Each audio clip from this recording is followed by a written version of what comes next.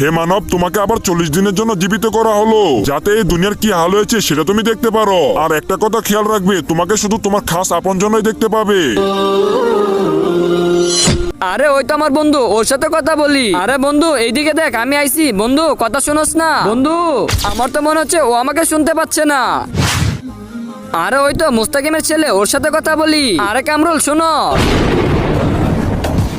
আরে বাবা ভয় পেও না, এদিকে আসো, আমার কথাটা তো শোনো। আমাকে আল্লাহ তাআলা 40 দিনের জন্য জীবিত করে দিয়েছে, আর আমাকে সেই দেখতে পারবে যে আমার খাস আপনজন। আজকে দেখবো কে শয়তানকে হারিয়ে মাকে জিতিয়ে দেয়। মাকে ভালোবাসলে ভিডিওটিতে লাইক করে দিয়ে চ্যানেলকে সাবস্ক্রাইব করে দাও। আর শয়তানকে ভালোবাসলে কিছুই করতে হবে না। আর বাবা তুমি এখন আমার সব থেকে আপন, তুমি দয়া করে আমার ফ্যামিলির সাথে আমাকে দেখা করিয়ে দাও। ঠিক আছে চাচা, আসেন আমার সাথে আসেন। চাচা ওই দেখেন আপনার ছেলে বসে আছে। আরে শান্ত, তুমি এখানে বসে জুয়া খেলতেছো? তুমি কি ভুলে গেছো যে তোমার বাবা কত একটা ভালো মানুষ ছিল? তাতে তোর সমস্যা কি? আমি জুয়া খেলছি। তুমি তোমার বাবার সব সম্পদ এখানে জুয়া খেলে উড়িয়ে দিচ্ছ। তোমার বাবা মারা গেছে এখনো তো 10 দিন হলো না। কমসে কম ওনার জন্য তো শুধু একটু দোয়া করতে পারো।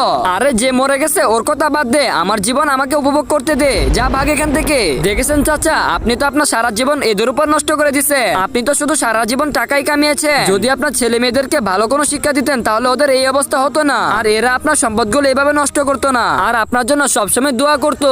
এজন্যই প্রত্যেকটা মানুষকে মরার আগে তার আখিরাতের ব্যবস্থাটা করে নিতে হয়। যাই হোক চাচা, চলেন এবার আপনাকে আপনার ঘরে নিয়ে যাই। না বাবা, আমি আর কোথাও যাব না। আমাকে আল্লাহ তাআলা 40 দিনের জন্য পাঠিয়েছিলেন, কিন্তু যা দেখার আমি এই 4 মিনিটে দেখে ফেলছি। মরার পর কোনো মানুষের 1 টাকার দাম থাকে না। আমাকে তুমি আর আটকেও না বাবা, আমি চলে যাচ্ছি।